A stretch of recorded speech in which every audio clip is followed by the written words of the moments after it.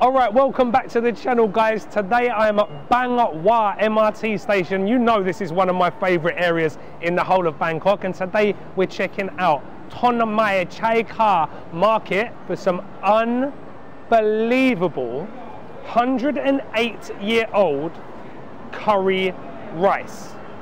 Let's go.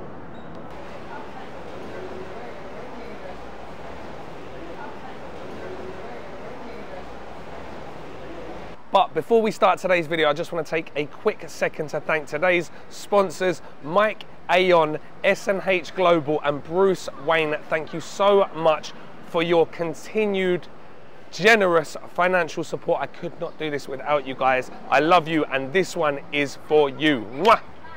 All right, so he's making the famous Sawasdee krab. Tonman pa Kai. Alright, so this is clown featherback fish. Alright, so this is the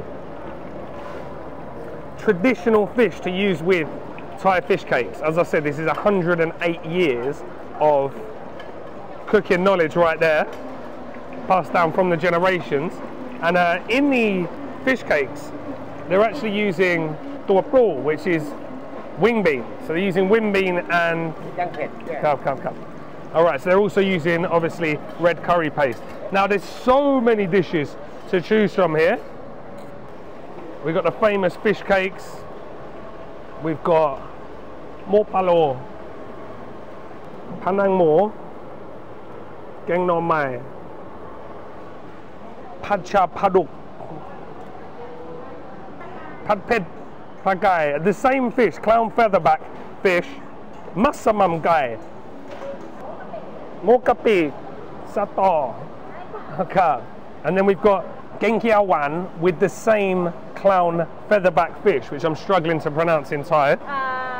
Mo pad pik gang. So this is nang mo. So this is pork skin with red curry paste. We've got some son-in-law eggs.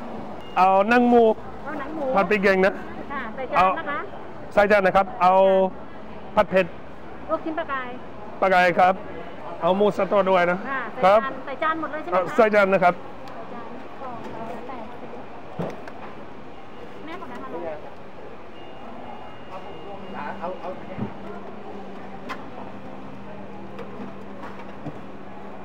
เอากุ้งมาส่งมา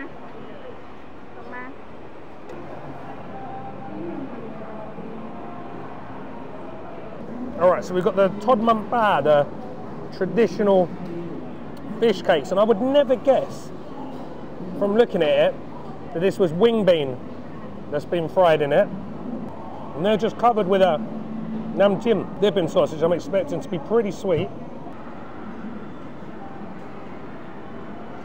Wow, the texture is so interesting. They are so bouncy, and that comes from Khun Koong just beating the fish mix over and over again. He's just slapping it down, picking it up, slapping it down, picking it up, slapping it down, picking it up, and that breaks down the protein strands in the fish, and that gives you the most springy, bouncy texture to the fish cakes imaginable. You can tell just by the way that Khun Koong was doing it, like he's been doing this for years. He told me he's been doing these fish cakes since he was 8 years old. This shop, as the name suggests, used to be in Tha Tian, which is where the reclining Buddha is at Wat Po, and his auntie, his grandma, all been passed down from generation to generation, this knowledge of Thai food, and it shows. The actual nam jim is actually not sweet. It's a little bit sweet, heavy on the garlic, and very, very sour. I was expecting it to be like, wow, like a sweet chili sauce that you get in a lot of places with Tonman pa. I like the little crunch you're getting from the wing bean as well. They are very, very good. I would go as far as to say they are 100% the best fish cakes I've had in my life. Right, next up we've got the pad pik gang with nang mo. So it's fried pork skin with red curry paste, and then we've got some bay makrut, some lime leaves, a little bit of holapa, I think, and some sliced up red chilies, which I like. I'll get some of that onto the rice. Get that chili as well. Right, I wasn't expecting that. They are super.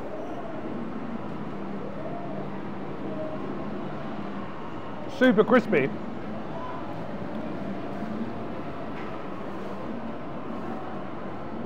Again, at the back you're getting the hit of the curry paste. Where they were so red, I thought you'd get it hit by it straight away.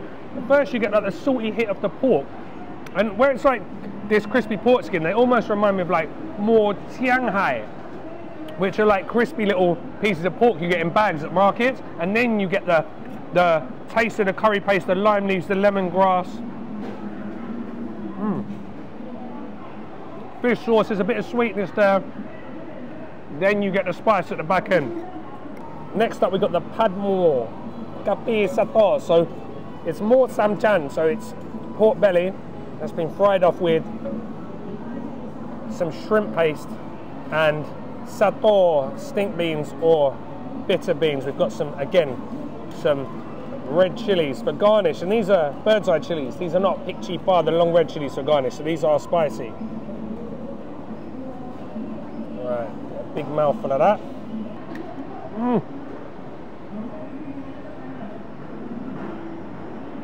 It's strange because for someone that doesn't like fermented fish products, like I don't like pala, for instance, but I absolutely love kapi.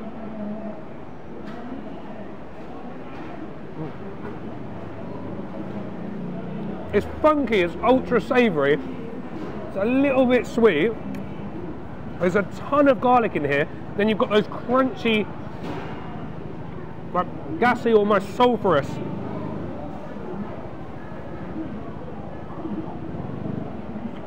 stink beans. And there's a lot of stink beans in this. There's a lot of sator in here. Usually people go a little bit easy on the sator.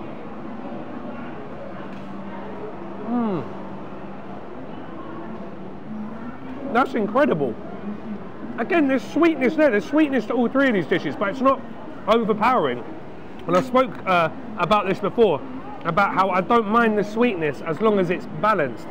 And these are all super, super balanced. You can tell this is like real deal, proper, generational cooking. This is a cut above your average Khao Gaeng shop. All right, next up we've got the signature dish. We've got the pad pit bagai. So the same at clownfish, handmade fish balls. Look at them. Stir fried with an unbelievable amount of orange and green chilies. We've got some sliced up red chili, loads and loads of garlic. Look, all the seeds still in there. Some bai horapa, Thai basil, bai makrut, some kaffir lime leaves, loads of salt, loads of fish sauce. These look incredible, and I just love the fact that these little fish balls are like 108 years old worth of knowledge. And I just love the fact that these fish balls are like 108 years of pure knowledge. Here we go.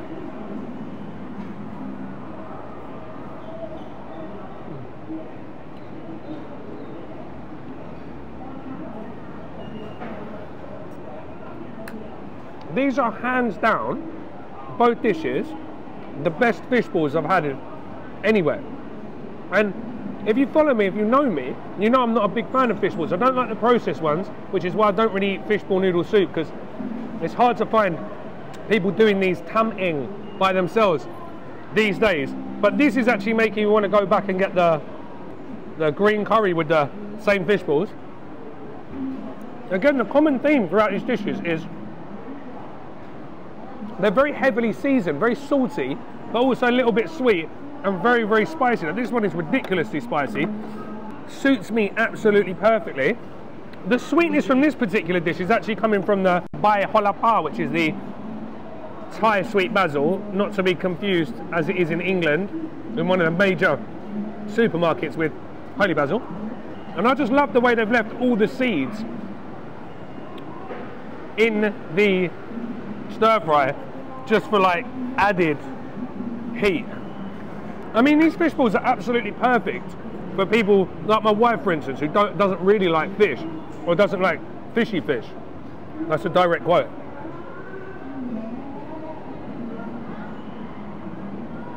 These are the most inoffensive fish balls I've ever eaten in my life. Okay, last but not least, we've got the Gaeng Masamman. Every farang's favourite Thai curry. So we've got potatoes, that thick Indian spiced curry sauce, stewed peanuts,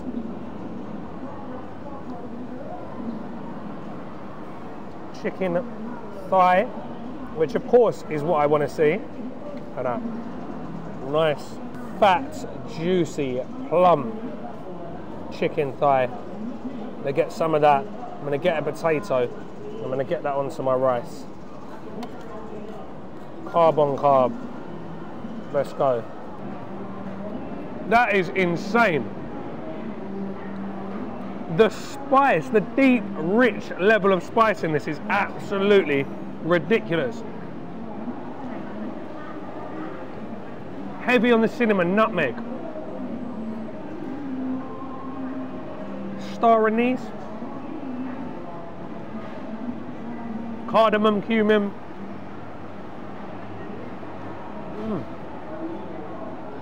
A little bit of sweetness again like the rest, but more on the tart side. There's a heavy hit of makham, tamarind. Super soft, super juicy, melt in your mouth chicken thigh. This is unreal. That's how I would cook my masamam at home.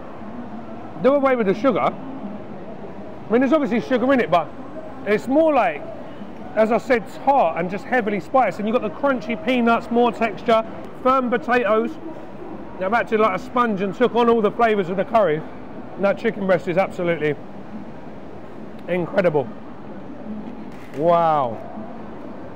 Very, very good. So I often get comments saying, can't you do some stuff closer to Sukhumvit? We can't get all the way over to Thonburi, Bangwa, just to eat some Khao Gaeng. We live in Bang Na, Prakanong. Well, I've just seen, if you order from a company called Pok Pok, Mr. Koong just went out there and delivered about 10 bags out there. One of them's going to Bang Na, one of them's going to Chatuchak, one of them's going to somewhere else in Sukhumvit. So you can get on, order all this delicious food and get it delivered anywhere in Bangkok.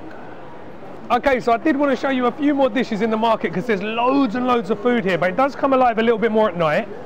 Plus I've eaten far too much food now, so I can't really eat anything else. What I'll do for you guys though, I will do a live stream in a couple of days. I'll come back here, maybe at night time actually, because I don't do a lot of nighttime lives. We'll have a couple of drinks, get some Isam food and have a good look around. But if you do want to get down here, I will stick a link in the description box below along with prices, Thai to English translations if I can get hold of them, and all that good stuff. Thank you very much again guys for liking and sharing all these videos. Let's hit that 30k subscriber mark as soon as we can. All right, so even if you don't think it helps, please like, share and subscribe, and I will see you in the next one.